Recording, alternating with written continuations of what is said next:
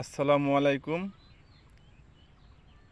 মুসলমানদের উদ্দেশ্য করে বলতেছি, আপনারা কি সারা বিশ্বে কি একটা মুসলমান নেই?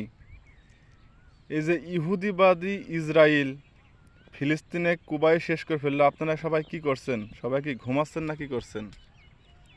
আমার এটা মাথায় বুঝে আসে না। সারা বিশ্বে ইহুদি নাস্তিক সবাই একতা, মুসলমান কেন একতা নাই? আপনারা এই একতা নাই বলেই আজকে এই বিশ্বব্যাপী মুসলমান দেশ করা মার খায়। আপনারা সবাই একতা হন, একতা হয়ে ফিলিস্তিনের পক্ষে হয়ে ইসরায়েলে বোম মারুন। একটা দেশেও কি ইসরায়েলে বোম মারার মতো দেশ নাই? আপনারা কি করেন? এত মা বোনদের ইজ্জত লুটে নিচ্ছে, বোম মারি বাচ্চাদের মেরে ফেলছে। শালার ইহুদিবাদী ইসরায়েল ওদের শেষ করে ফেলুন, ওদের দুনিয়া থেকে তুলে দিন একবারে। আপনারা সবাই কি করেন? মুসলমান আগের মতো যে যুদ্ধ চলতো, ইনশাল্লাহ কুদালের যুদ্ধ চললে ইনশাল্লাহ আমি একমাত্র আগে চলে যেতাম কুদাল দিয়ে যুদ্ধ করতে, কিন্তু কুদালের যুদ্ধ তো চলছে না।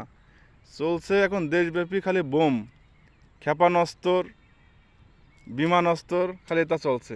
যদি কুদালের অস্ত্র চলতো ইনশাল্লাহ আমি আগে চলে যেতাম, ইহুদিবাদী ইসরায়েলের মাঠ ঠাবাই আমি আগান আসতাম। তবে আপনারা সবাই বলছি, মুসলমান দেশগুলো সবাই একতা হয়ে ইহুদিবাদী ইসরায়েলকে শেষ করে দেন। যে ভাগে মানুষকে মারতেছে ওরা ওরা মানুষের মধ্যে পড়ে না। ইহুদি শালা খাটাস মার্কা দেশ একটা ওদের। সবাই একতা হন।